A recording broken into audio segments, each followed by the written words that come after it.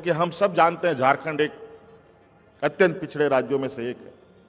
लगभग आखिरी में हम लोग का स्थान आता है कि हम लोग सबसे अधिक पिछड़े लोग इस राज्य में बसते हैं। झारखंड में जितने भी सीएम हुए सब आदिवासी।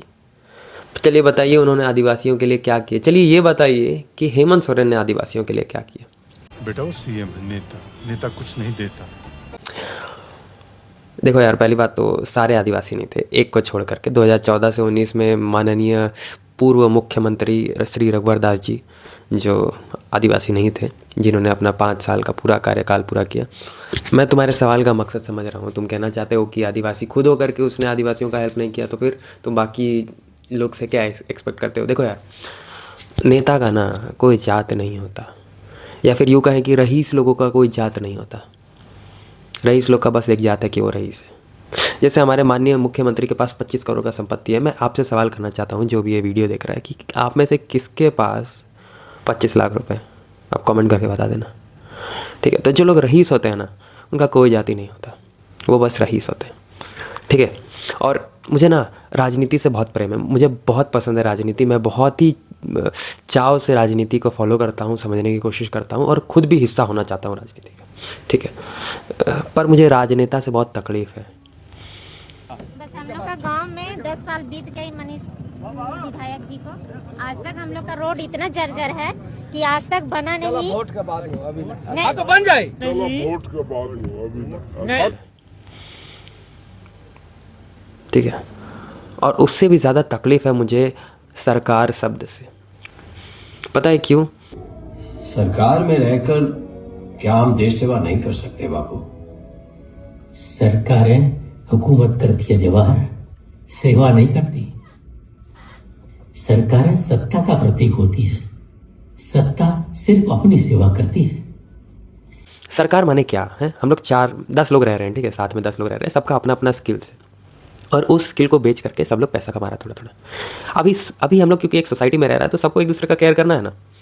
तो केयर करने के लिए एक सुविधा बनाया गया कि इन 10 लोग में से 3 जो सबसे काबिल एडमिनिस्ट्रेटर गुण वाले लोग हैं, उनको हम लोग चुन करके बनाएंगे कि तुम एडमिनिस्ट्रेट करो, जो भी हमको तकलीफ होगा उसका हेल्प करना। उसके लिए हम तुमको अपने आय का कुछ हिस्सा प्रदान करेंगे एज ए टैक्स, ठीक है। तुम मेरा सरकार कैसे हो सकता है? तुम मेरा बाप कैसे हो सकता है? तुम मेरा केवल केयर टेकर है क्योंकि हम तुमको पैसा दे रहा है, क्योंकि तुम वो काम को करने के लिए अच्छा है। तुम मेरा माँ बाप नहीं हो सकता, ठीक है। लेकिन हमारे सिस्टम में ऐसा है कि पहले तो हमको लोगों को लेवर करना पड़ता है, लाखों करोड़ रुपए देना पड़ता है, तब जाकर के हमको वोट मिलता है, समझ रहा है। अगर मैं इन्वेस्टमेंट किया 35 लाख का, तो मेरे को 36 लाख का घाटा तो नहीं होना चाहिए। तो अब 35 लाख दिया है तो हमको ज़्यादा पैसा कमाना है। जैसे ही हम कोई मिनिस्ट्री में लिया, चाहे रेल मिनिस्ट्री हो गया, चाहे हम सीएम बन गए, तो हम जो पैसा ऑलरेडी लगा चुके हैं उससे हमको कमाना है ना भाई, समझ रहा है। भर भर के पैसा कमाना है, तब जाकर के हम अगला इलेक्शन में वापस से खर्चा कर पाएगा, समझ रहा है। तो ये टैक्टिक्स है। अभी क्या है ना कि स्टार्टिंग में जब भी रिजर्वेशन सिस्टम वगैरह मिला है ना, क्यों मिला? क्योंकि बहुत ज़रूरत था यार लोगों को। 10% लिटरेसी रेट। पहली बात तो हम लोग लिटरेसी रेट में बात करते हैं, कितना चूतिया चीज़ है लिटरेसी रेट की। आदमी को बस पढ़ना लिखना आता है तो वो लिटरेट हो गया, साक्षर हो गया, ये कोई बात हुआ? आदमी को जब तक सोचने समझने का क्षमता नहीं आएगा तब तक वो बुद्ध कैसे कहलाएगा, तब तक वो एनलाइटेंड कैसे होगा? और ये सोचने समझने का क्षमता के लिए आदमी को विद्या प्रदान करना पड़ता है। हर सोर्स को समझना पड़ता है कि हमारा भूगोल क्या है, हमारा इतिहास क्या रहा है।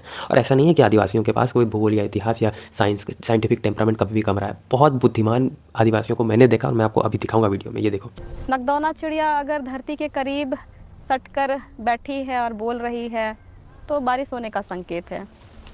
और आदिवासी ईंद जतरा मनाते थे, उसमें वे हवा की गति से उस दिशा का पता लगाते थे, जिससे पता होता था कि बारिश का समय कब तक रहेगा, ठीक है। और ये टेम्परामेंट हमारा था हमेशा से तब, लेकिन इंस्टीट्यूशंस नहीं हुआ करता, तब कोई सर्टिफिकेट नहीं देता था, तब लोगों के पास ऑलरेडी बुद्धि था। जब से इंस्टीट्यूशन बना तब से सरकार का ये काम हो गया कि सबको इंस्टीट्यूशनल नॉलेज और सर्टिफिकेट प्रोवाइड करे।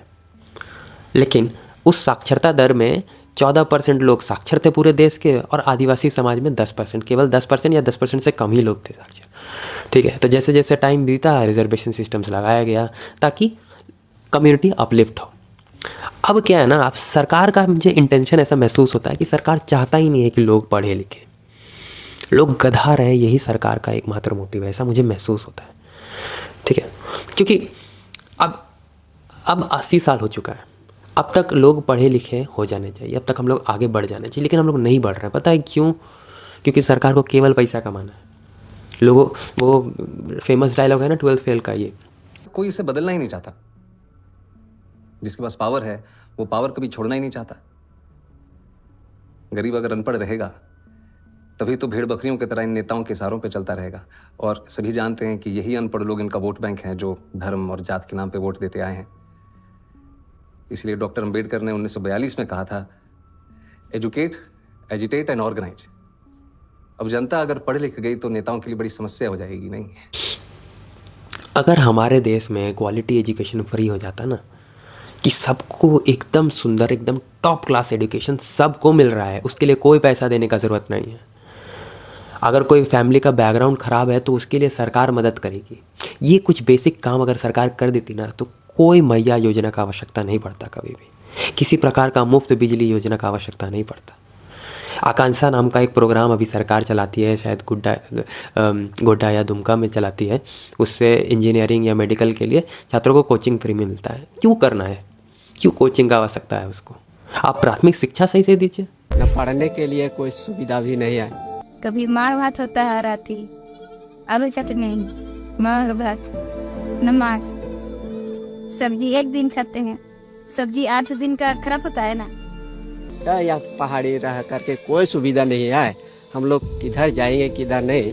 मैं गया हूँ, मैं सरकारी स्कूल में पढ़ा हूँ, मुझे मालूम है सरकारी स्कूल का क्या हालत है। इतना घटिया हालत भाई साहब। 3 क्लास के बच्चे को टेबल नहीं आ रहा है, 3 क्लास के बच्चे को। अगर प्राथमिक शिक्षा लोगों को सही से मिल जाते ना, अच्छे अध्यापक अध्यापिका मिल जाते, तो उस बच्चे को तुम्हारे किसी भी वेलफेयर स्कीम की ज़रूरत ही नहीं पड़ती। इनफैक्ट तुम नहीं होते उस जगह पे। ठीक है, तो ये सरकार की बात मत करना मेरे साथ, क्योंकि मुझे बिल्कुल मालूम है कि सरकार कभी आपका भला नहीं चाहती है। इसलिए मैं चाहता हूँ कि आप अपने योग्यता से जितना हो सके साक्षर बनने का कोशिश करें, और साक्षर ही नहीं, विद्या अर्जन करने का कोशिश करें। मुझे पहले लगता था, पता है क्या, मैं आपको एक बेसिक चीज़ बताता हूँ। मुझे पहले विद्या का, पैसे का, धर्म का, सुख का ये कनेक्शन नहीं मिलता था, है ना। ये कैसे आदमी पढ़ लिख करके खुश हो सकता है यार, पैसा नहीं कमा रहा है तो। और विद्या ज़रूरी थोड़ी है कि जिसके पास विद्या है उसके पास पैसा भी हो, ऐसा ज़रूरी तो नहीं है। लेकिन फिर मुझे एक बहुत सुंदर सा एक लाइन मिला, पता है, नारायण पंडित ने हितोपदेश में लिखा है। मतलब ये पूरा सार है कि क्यों हमको ज्ञान का आवश्यकता है, क्यों हमको पैसे का आवश्यकता है ना। तो विद्या ददाति विनयम, विनयात याति पात्रता, पात्रत्वात् धनम आपनोति, धनात् धर्मम तथा सुखा। इसका मतलब है, जब आप विद्या ले लेते हो, यानी भूगोल का ज्ञान ले लेते हो, साइंस का ज्ञान ले लेते हो, हिस्ट्री का ज्ञान ले लेते हो, ये सब ज्ञान लेने के बाद ना आप विनय हो जाते हो। मतलब समझ रहे हो, आप धैर्य धारण करते हो, आप में चीज़ों को ग्रहण करने की पात्रता आती है, काबिलियत आती है ना। विद्या ददाति विनयम, विनयात याति पात्रता, पात्रत्वात् धनम आपनोति। और पात्रता, जिस दिन आपके अंदर काबिलियत आ जाएगी, धन अपने आप आएगा। और धन का मकसद पता है क्या है? पैसे का मकसद सुख से है। जब आपके पास पैसा होता है तो आपके पास ताकत होता है कि आप जो भी धर्म मानते हो, इंसानियत का अगर धर्म मानते हो, तो वो आप आराम से बिना रुके कर सकते हो। जैसे मुकेश चंद्राकर छत्तीसगढ़ के, उनका इंसानी धर्म ये था कि वो कोई भी प्रकार का करप्शन को उजागर करे, लेकिन वो नहीं कर पाए क्योंकि उनके पास धन नहीं था। वो एक गरीब व्यक्ति थे, एक गरीब रिपोर्टर थे वो। वरना अपना पॉलिटिकल पावर और अपना फाइनेंशियल मॉनेटरी पावर का इस्तेमाल करके वो आराम से बच जाता वो व्यक्ति। इसलिए धन का आवश्यकता होता है। और जब आप धन ज्ञान कर लेते हैं तो आप अपना धर्म को निभा सकते हैं, और धर्म से ही सुख मिलता है। कितना सुंदर है ना।